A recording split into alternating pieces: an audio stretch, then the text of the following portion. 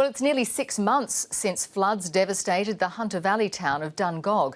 But for many residents, life still hasn't returned to normal. Some are still fighting insurance companies for claims. And for several residents in an assisted living complex, they face a Christmas out of home with repairs yet to begin. Jackson Vernon has more from Dungog.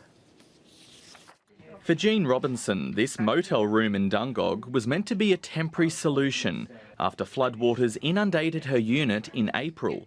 But she's been here ever since. Well, this is my home.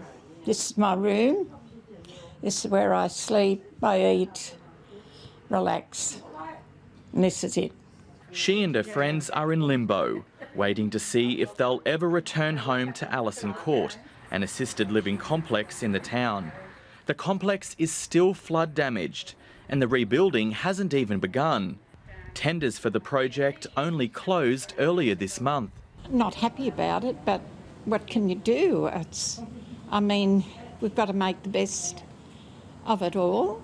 They're not the only ones still out of home. It's a great feeling, yeah. The stripes are really nice up there.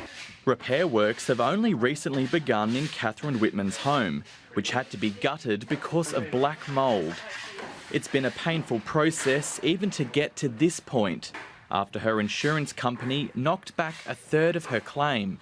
That's left her family more than $80,000 out of pocket. I wouldn't use the word hell, but it's been most distressing in a time when everything's turned upside down. The dramatic flooding 6 months ago killed 3 people and left the town devastated. While scars from the superstorm are still clear, the town is slowly piecing itself back together. People are feeling more positive about where we're heading. Certainly, although we've got a lot of challenges, I think the fact that we pulled together like we did in those initial couple of weeks was phenomenal. But not all residents are back together yet.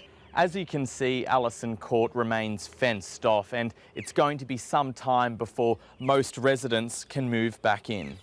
And all we want to do is to go home. It's taken a long time and yes, we do feel as if we're the last on the list, but there is a small light at the end of the tunnel now. Hope in the face of a lingering disaster.